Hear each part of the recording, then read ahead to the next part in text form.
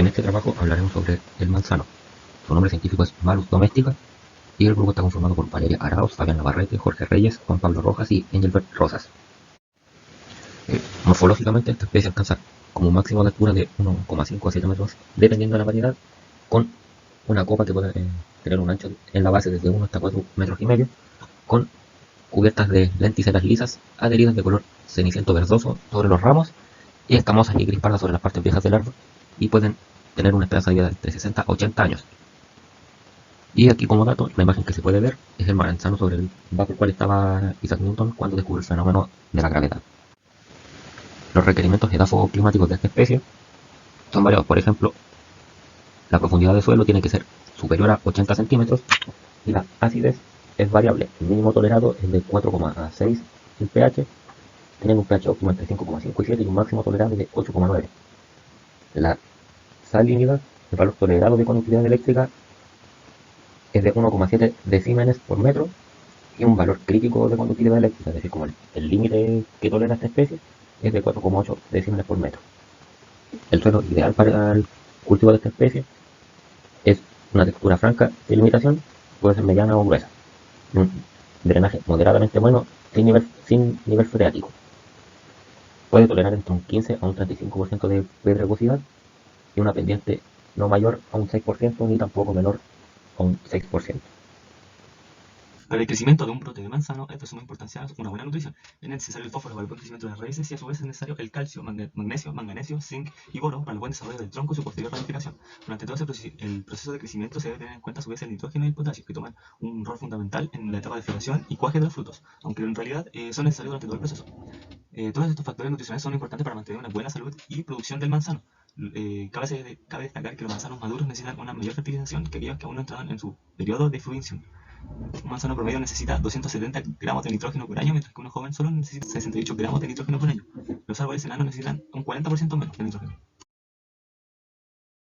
A la izquierda tenemos una tabla de las funciones de los nutrientes más importantes para el desarrollo del manzano, junto a una tabla que muestra los efectos que tendrían las deficiencias de estos mismos nutrientes. A la derecha tenemos dos tablas, una tabla que muestra las recomendaciones para la fertilización en manzanos jóvenes y abajo una tabla que muestra las técnicas de fertilización para los manzanos adultos o en producción. La fertilización o abonado de las plantas durante los 3 primeros años de vida es fundamental para garantizar el desarrollo vigoroso y la estructura productiva de los siguientes años. Para huertos adultos, la fertilización en primavera y verano es importante para garantizar el desarrollo vegetativo, el crecimiento de la fruta y la formación de las yemas florales, requisito fundamental para la producción del próximo año. Las plantas frutales descansan en invierno o entran en reposo. A pesar de que no tienen hojas, internamente la planta sigue trabajando, a una menor velocidad por supuesto, y especialmente las yemas florales y las raíces. Como las hojas no trabajan, es necesario alimentarlas en otoño, antes de que la planta defolie, para alcanzar como reservas en los tallos, raíces, brotes, yemas y flores. Las reservas son esenciales en invierno y principios de primavera para el desarrollo radicular, brotación, floración y cuajado. No, estiércol o gallina.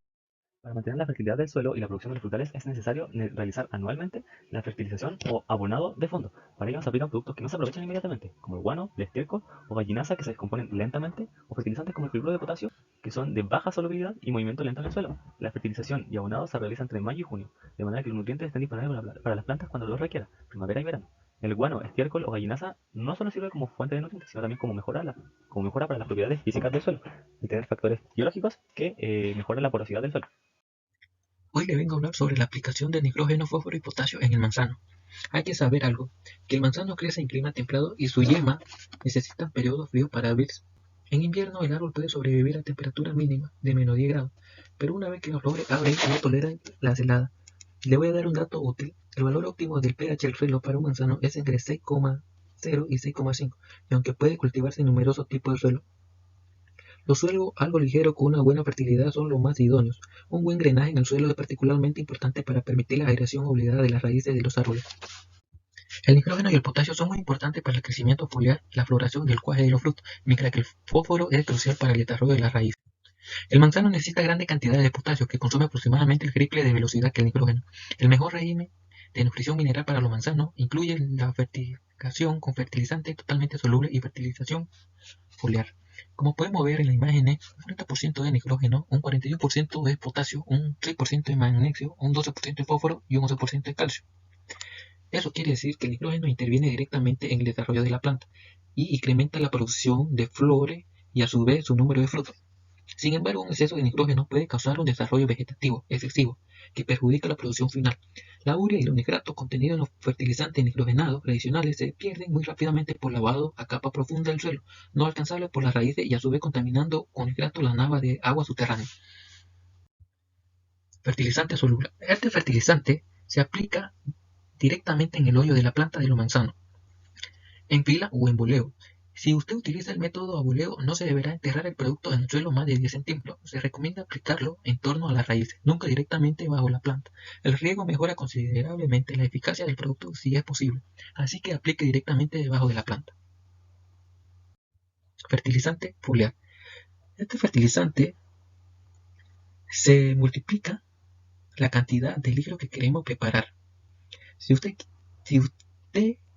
quiere fertilizar, tiene que poner el valor referencial para utilizar el fertilizante que viene en el envase. El resultado se dividirá entre el valor de referencia de la cantidad de agua que ocupará para la cantidad de fertilizante antes mencionada. ¿Cómo se utiliza? Se utiliza ese fertilizante de abajo hacia arriba, cubriendo muy bien todas las plantas. Si el fertilizante es orgánico, procure no mojar las hojas antes de aplicarlo, ya que así la planta absorberá mejor los nutrientes. Si el producto que se aplicará es químico, es recomendable humedecer levemente el follaje antes de aplicarlo para evitar quemaduras. Fertilizante granulado. Este fertilizante es usado por muchos cultivadores de manzano, ya que agrega una vez al año. Y la mayoría de esos fertilizantes de suelo se aplica de marzo a julio, especialmente si hay una deficiencia de fósforo. Es posible que tengamos que aplicar, y siempre hay que preguntar a un agrónomo experto. La deficiencia de nitrógeno se producen brotes cortos y delgados con flores pequeñas y de color amarillo o verde claro.